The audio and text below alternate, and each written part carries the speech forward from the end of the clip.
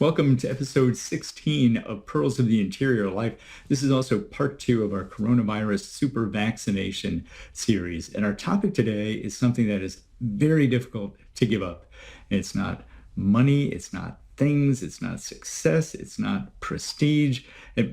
Well, you know what it is because you've seen the title for this episode today, and it's control. But the things that we're trying to control aren't always what they seem. It might surprise you. Our big goal is happiness in this life and heaven in the next. To achieve this, we need to stay close to God throughout each day. But how do we do that while living in the real world with all of its challenges and distractions? Growing our interior life through Christian mental prayer is the answer. This podcast mines the riches of the greatest spiritual tradition on earth so we can grow in holiness together. I'm Steve Smith. Thank you for joining me for Pearls of the Interior Life.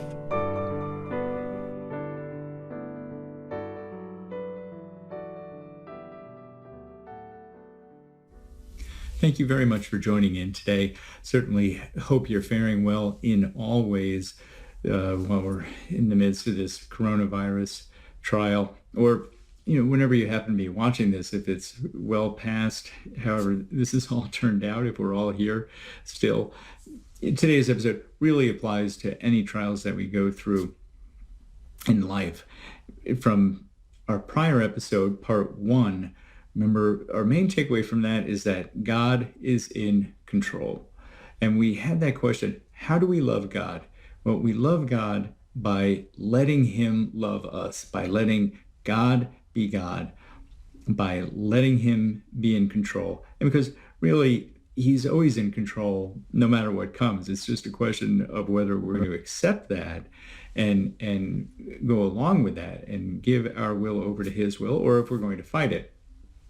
And, it's one thing to know what the right answer is. It's another thing to do that. And that brings us to today's topic of control and how we crave it. And this is where the conflict comes in, because only one person can be holding the remote, right? And so who's it going to be? And there's a little harder to do in this life than to give up control. We are hardwired for it. Now, the first point we want to make is that it's not just controlling what we want to do. For sure, we want to control that. I want to do what I want to do when I want to do it. But what we're really trying to control are outcomes. Our drive for control actually extends to that mythical land of outcomes. Not just what we do, but how the things that we do turn out. That's getting closer to what we want to control. And we have built up an extremely sophisticated system of behaviors that we have based on patterns that we've observed in life. If I study this way, I'll get these grades so I can get into the college that I want to get into. If I go through this exercise program, I'll have the body that I want. Here's a really problematic pattern that we can fall into. If I do these things for people, they'll be nice to me, and it's evil twin. If I'm nice to people, they'll do the things that I want them to do.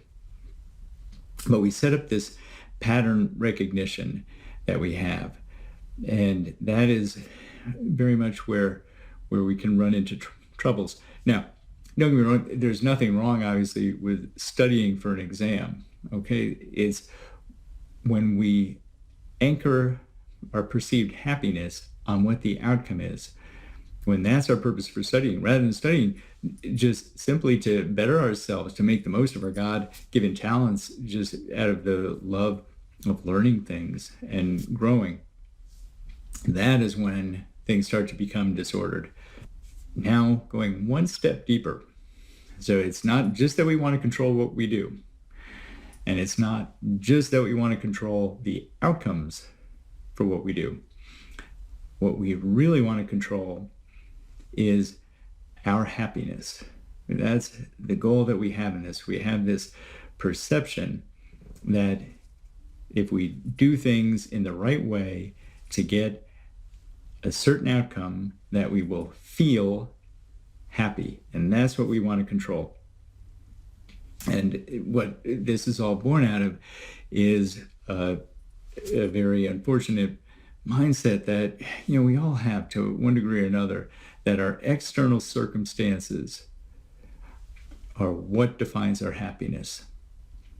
So we end up looking for it, wherever, be it pleasure or comfort or ease or success or entertainment or admiration from others, and on and on. This is where we end up looking for our happiness. And it's worth noting there that this is all relative. For one person, that pleasure or comfort or ease may be sitting around eating bonbons. For another person who's a workaholic, pleasure, comfort, and ease may look like working 18 hours a day. In any event, both individuals have defined their happiness by those exterior circumstances.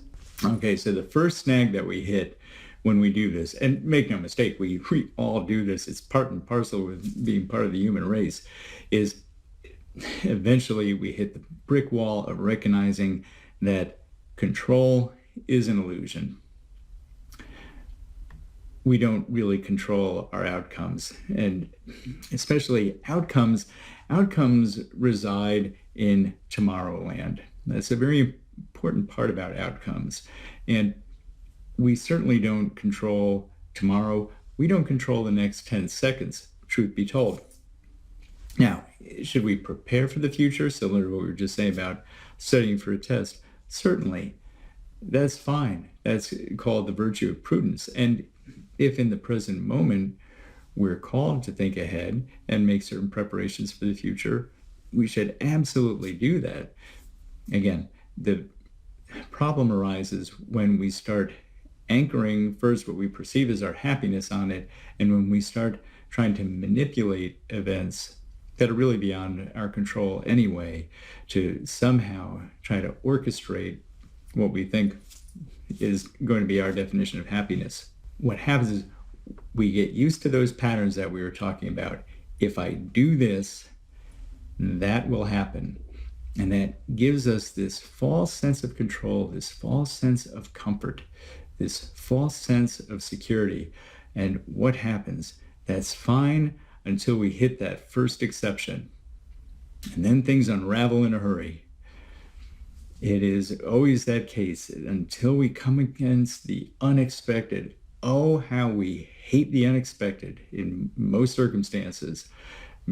Money problems or issues at work, family problems, health problems. Even seemingly good things can turn into a curse. How many happy lottery winners have you heard of? And obviously, there's that most unexpected or uncontrollable thing of all, which is death. Ultimately, we all lose control in the end. I have a simple example for myself where we run up against these things. As a younger family man, I was bound and determined to control our family circumstances in terms of my job, where we were living, and so on. And when the outcomes weren't matching up with my desires to control things, that manifested itself in grinding my teeth at night. When I smile, a nice pearly smile, these are not my teeth smiling back. These are veneers that were put in to replace the open space where teeth used to be. This is what happens when reality comes in and shatters our illusion of control. All of this goes back to the Old Testament. And because all this goes back to the very beginning, it goes back to creation, it goes back to the ultimate control delusion, which involved an apple. But one thing we want to look at right now is King Solomon, when he writes the book often known as Ecclesiastes, and that's where he says, vanity of vanities, all is vanity. Solomon had it all in terms of controlling his worldly circumstances. He had wealth, he had power, he had the adulation of everybody around him. And that is where he sought his happiness. Ultimately, what did he find out? Despite that, despite having the ultimate of control in his day, there was no happiness in that, no lasting satisfaction. And thus, from his perspective, all is vanity, all is hopeless. And so it is with all of us. Little has changed. That is where we find ourselves to this day. Our lives are a little bit more complicated. Life was simpler and smaller back then, but they had the same desire for control that we have now. We just get to be a little bit more sophisticated about it. Otherwise, we're telling the same story all over again. So the real problem behind all of this then is that, like Solomon, we are looking for happiness in all the wrong places. And this, as everything always does, brings us to Christ, because that is our only and true source of happiness. We have to recognize that Solomon was throwing up his hands and declaring all his vanity 1,000 years before Christ came on the scene. But then Christ does come, and he changes everything, as he always does. Whenever Christ comes into our life, into anyone's life, into any situation, things change. Now, Christ agrees with Solomon, in as much as Solomon was looking to the world and finding no satisfaction there. Christ tells us that. He says we're not going to find satisfaction in the world. In fact, he says in the world we will find trials. And he tells us the world cannot give us peace. That's why he says, my peace I give you, not as the world gives peace, because the world can't. But there's this. Christ also tells us, don't worry. He says, the birds in the air don't worry, the lilies in the field don't worry. And our Heavenly Father loves us so much more than them. If they don't have to worry, we don't have to worry. And he even takes a little dig at Solomon on that one. He says that the fields that are adorned in greater finery even than Solomon was. So the point being, vanity of vanities, appropriate for Solomon, we now have Christ. And so it's a completely different playing field for us. So Christ comes to bring us true happiness, recognizing happiness and holiness are the same thing. And he gives us, first and foremost, the two great commandments: love God, love neighbor, as the path to that. And he shows that to us. He demonstrates it for us in his deeds, his total self-giving, and in his teachings, particularly the Sermon on the Mount. But he desires that happiness for all of us. That's why he tells us, I've come to bring you life, and life in the full. That's what he's talking about. This is real living, not those shabby things that you want to trade it off for. Those false sources of happiness that you're trying to clutch after. I've come to bring you life. The not so hidden blessing in this coronavirus trial, or any trial that we go through in life, is that it very quickly washes away any misperception that we have of having control. We are all right now on the control freak cold turkey program. So it really comes down to us having two options of how we respond to this. The first is that we can respond to it in anger and frustration and harden our hearts and stiffen our necks to it and say, maybe even worse, that's it. I'm going to be even more prepared next time. Next time, I'm not going to let control be taken from me. I'm going to build an entire addition onto my house and fill it with toilet paper and bacon. In that event, we'll have lost the opportunity. We'll have lost this moment. The other option is that we receive it. We receive it in humility. We receive it as a gift. And then we profit from it. Because then we take just one step further in learning to trust in God and his plan for happiness. If I go back to my tooth example, well, that was quite some time ago. Things have changed now. By the grace of God, and particularly through Christian meditation, I have learned to hand things over to God. So in these days, I'm still the same person. I still have the same types of challenges that life will always bring us. But I sleep like a baby at night. It doesn't disrupt me because I've handed these things over to God. That's where our happiness and our peace come from. Now, again, one more time, it doesn't mean that we don't prepare for things, but now we're getting led by God. Perhaps in a time of meditation, God gives us that message, that voice saying, you're really not doing what you should be doing in terms of preparing for your family, to thinking about the future in an ordered way.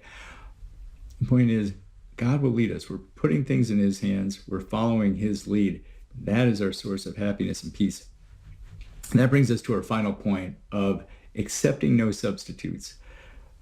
There are some alternate approaches out there in the world to try and attain happiness, and even through the type of detachment that we're talking about, and from the usual places, especially the Eastern meditation, the self-help, and so forth.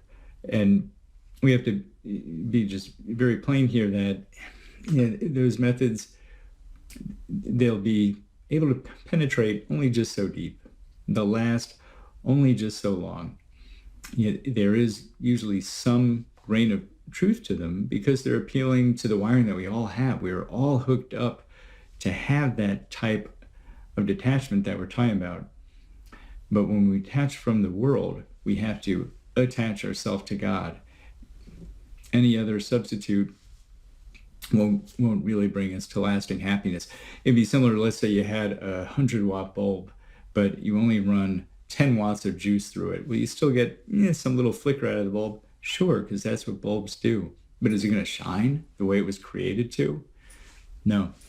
I have one other example on that. It's always helpful to look at human relationships as a comparison. If I think back to my wonderful nephew when he was a wee little lad, one of the first times his mom left him alone with someone else to watch over him. She was living life very dangerously, and actually not that dangerously, because my dad, my nephew's beloved Papa, was there as well. And so there we are babysitting, and things started out just fine at first. We were playing with castles and catapults and all good things, and all was happy. At some point, my nephew starts looking around, and smart little guy that he was, figures out right quick, Mom is not here. Oh boy, holy mackerel, came the wailing, the screams, the gnashing of teeth. He was inconsolable. Could I distract him for a few minutes with crazy antics? Yeah, sure. For maybe a minute or two, I might get just a little giggle, a little diversion. Very soon, back come the tears. Papa could do a little bit better with his wonderful games and stories that he would come up with, but still, it would last only just so long, and then what would sweep back in is the agony. Why? Because my nephew knew he needed his mom. He needed his creator with a small c. Nothing else would suffice. So it is with us and our hearts.